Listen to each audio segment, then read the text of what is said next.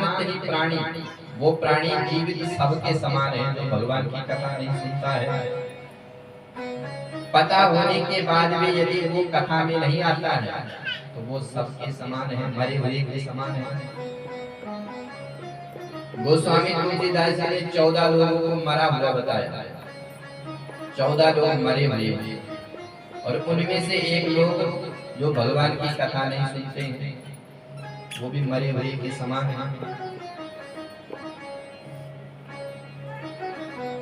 इस जीवन का उद्देश्य भगवान से जुड़ना ही है। इस जीवन का उद्देश्य भोगों को भोगना नहीं है। ये कर्म है, भोग दे तो कुछ भी मिल सकती है। जब हम कुत्ता बने, जब हम बिल्ली बने, जब हम बंदर बने, जब हम चूहा बने, तो हमने भोग भोगा, और उसी भोग की कामना अगर हम मनुष्य शरीर में निकलते हैं तो फिर हमारा मनुष्य बनना सार्थक नहीं है।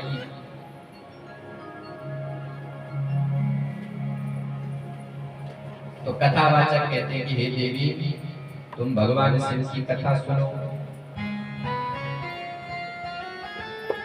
कथा सबसे बड़ा यज्ञ है, कथा सबसे बड़ा दान है, कथा सबसे बड़ा नाम है, कथा से बड़ा कुछ नहीं है।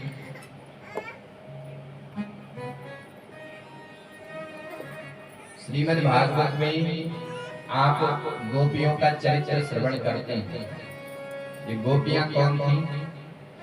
बोले दंडकारण्य के संत, मत्स्य कन्या, दैत्य कन्या, वेद की ऋचाएं। दंडकारण्य में संतों ने जब राम जी का दर्शन किया तो संतों ने मन में विचार किया कि यदि हम स्त्री होते तो हम इनसे विवाह करते, हम इनको अपने गले से लगाते, इनका आस्वादन करते। तो भगवान राम ने उनसे कहा कि तुम गोपी बनो। तो गोपी धर्म की ध्वजा है, प्रेम की पराकाष्ठा गोपियों के जीवन में।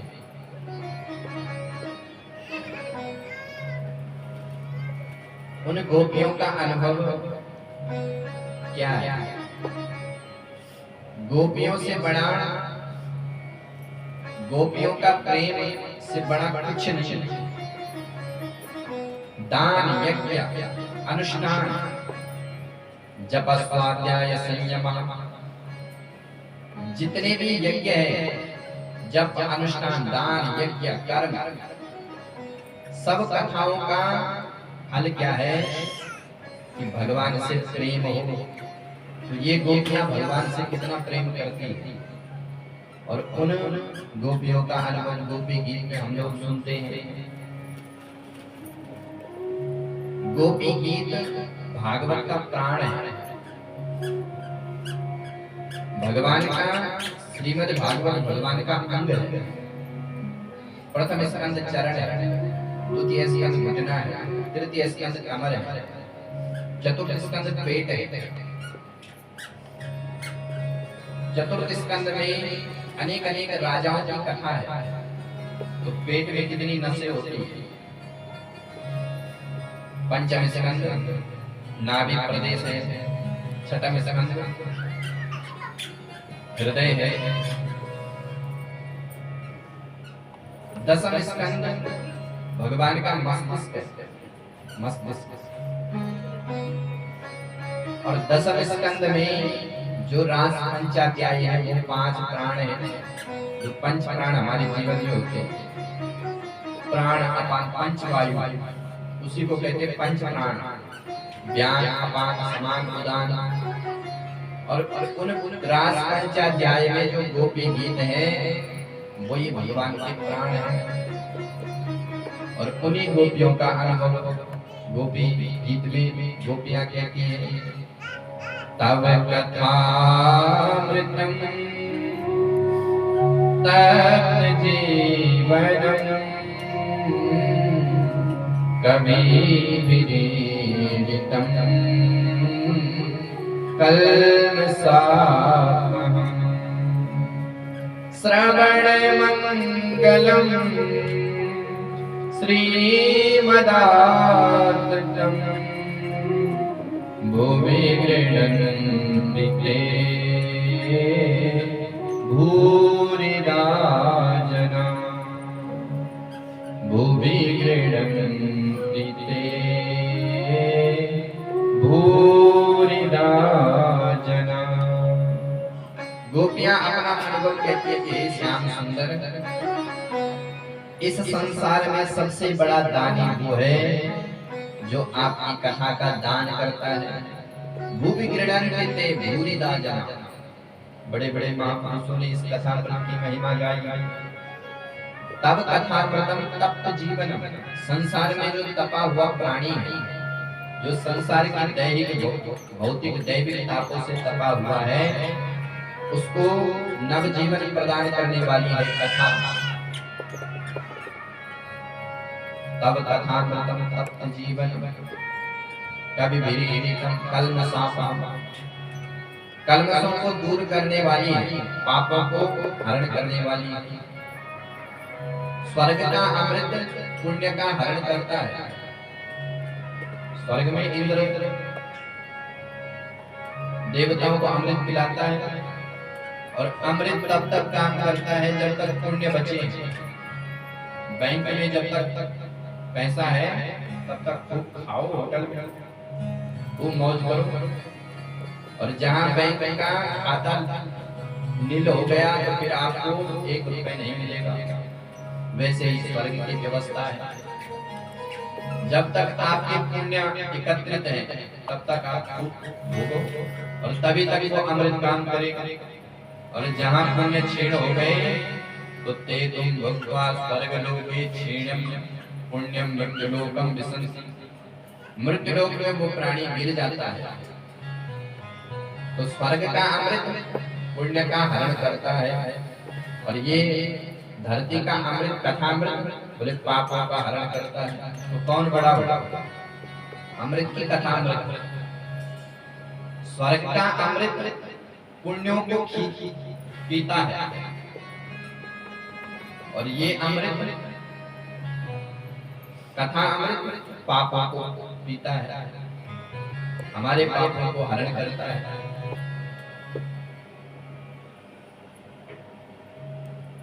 अच्छा, एक व्यक्ति हो, वो आपसे हर रोज पैसा मांगे, और एक व्यक्ति हो कि आपको हर रोज पैसा दे, तो आप किसके साथ जाओगे? लेने वाले के साथ कि देने वाले के साथ? देने वाले के साथ। अच्छा छोड़ो, एक व्यक्ति है वो आपको हमेशा डंडा मारता है, खींच खींच खींच, और जब डंडा लगता है तो दर्द बहुत होता है। और एक व्यक्ति आपकी खूब आरती उतारता है और आपके गले में माला डालता है, तो आप किसके पास जाओगे? डंडा खाने जाओगे या माला पहनने जाओगे? तो स्वर्ग का अमृत पापों पुण्यों को समन करने वाला है, और ये अमृत कल्मनाश कल्मषापा कल्मषों को खींचने वाला है। भुवि गृह्णन्ति भूरिदा जना। तो सबसे बड़ा दान भी यही कथा है। तो चंचला ने भगवान गुरुदेव भगवान से प्रार्थना करी और कहा कि हे गुरुदेव, आप परमार्थी, आप मुझे बताइए कि मैं क्या करूं। सदगुरु की कृपा से और उन गौकर्ण क्षेत्र के लोगों के संग से चंचला का चित्त शुद्ध हो गया। गुरु का जो जो आदेश था उन आदेश का पालन चंचला ने किया, और जीवन के जितने भी शेष दिन बचे थे उन दिनों में चंचला ने भगवान शिव के नाम का जाप किया, भगवान राम के नाम का जाप किया। वह नित्य प्रातः काल जग जाती है ब्रह्म मुहूर्त में जब करके सबसे पहले स्नान कर स्नात्वा तीर्थ जले जटावल कलधारिणा भस्मोत्तलित सर्वांगी रुद्राक्ष भूषण। वह चंचला प्रातः काल स्नान करने के बाद वो अपनी जटाओं को बांधा। उसने अपनी जटा बढ़ा ली, जटाओं को बांधती और उन जटाओं में रुद्राक्ष के दानों को लगाती। रुद्राक्ष उसने धारण कर लिया, माथे पर वो भस्म धारण करती। माथा कभी सूना नहीं होना चाहिए, माथे पर स्वागिन बिंदी लगाए और तिलक जरूर लगाए। तिलक नहीं लगा सकते हैं तो त्रिपुंड धारण करें। कल से जो भी माताएं यहाँ पर आए तो त्रिपुंड अवश्य धारण करें। त्रिपुंड जिसने धारण कर लिया, त्रिपुंड का मतलब होता है तीन उंगलियों से जो लगाया हुआ और अंगूठे से ऊपर की ओर, उसको कहते हैं त्रिपुंड।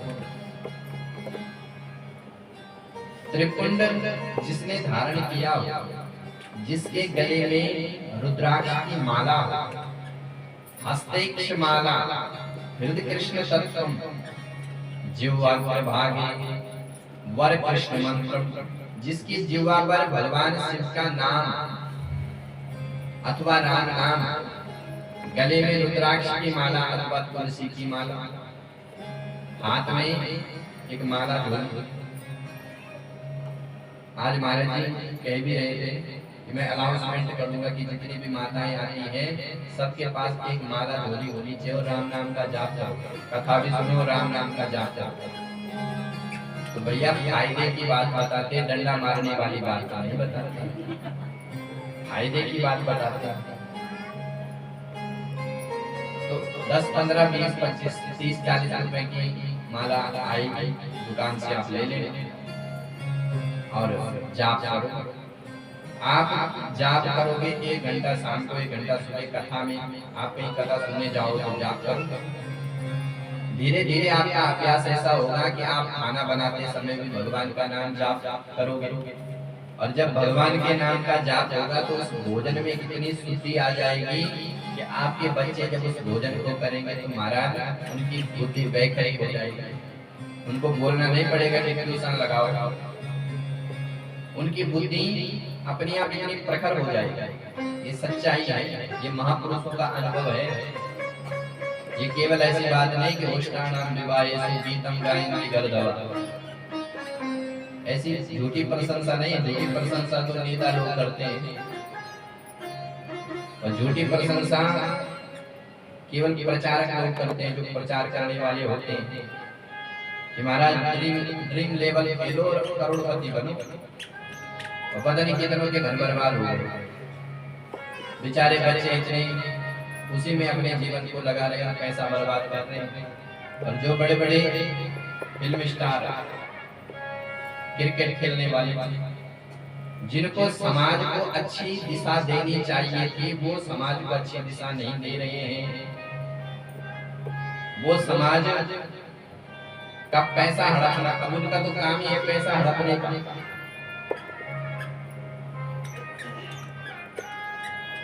तो जो महाराज जी ने कहा वो कल से कौन कौन करेगा।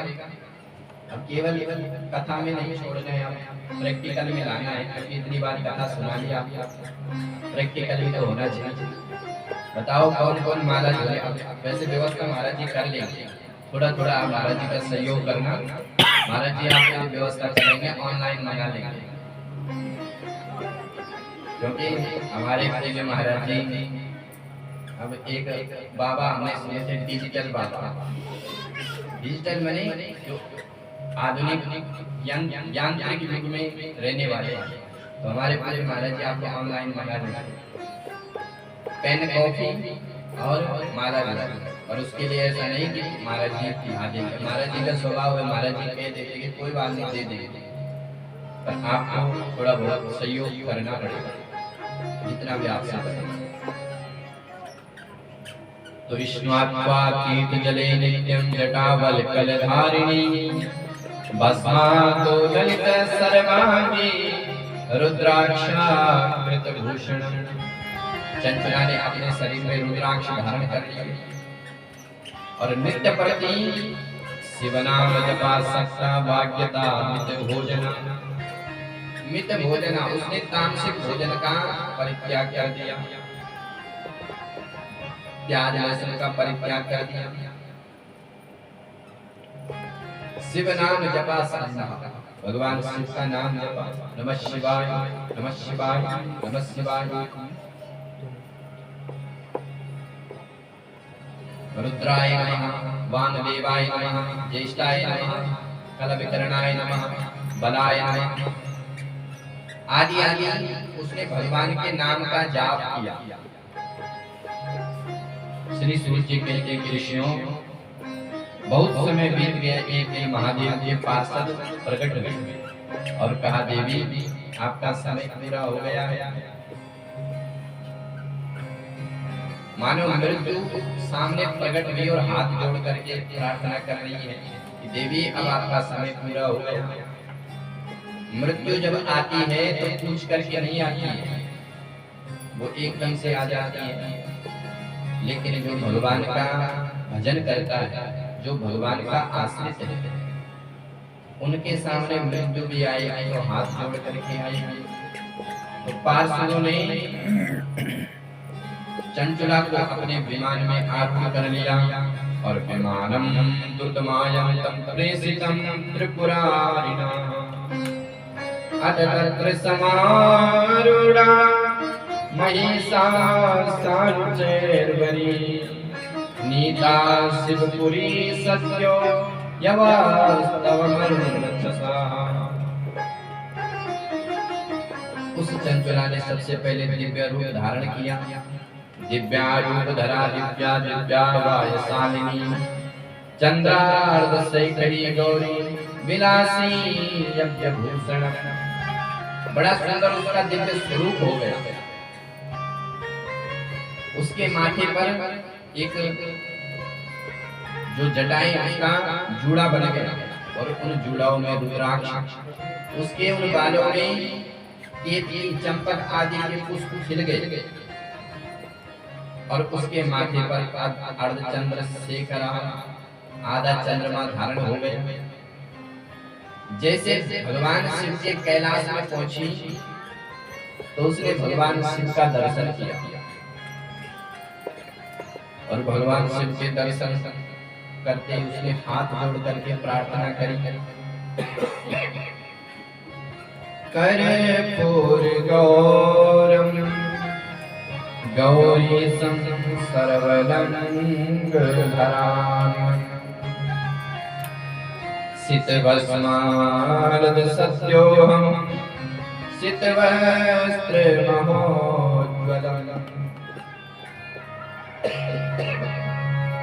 भगवान शिव का बड़ा सुंदर कर्पूर गौरम अंग है। जटा मुकुट सुरसरित सिर, भगवान भोलेनाथ ने जटाओं का मुकुट धारण कर रखा है।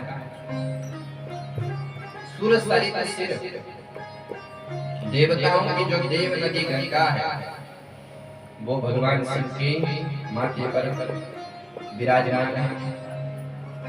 अर्धचंद्रमा भगवान शिव के माथे पर शोभायमान हो रहा है।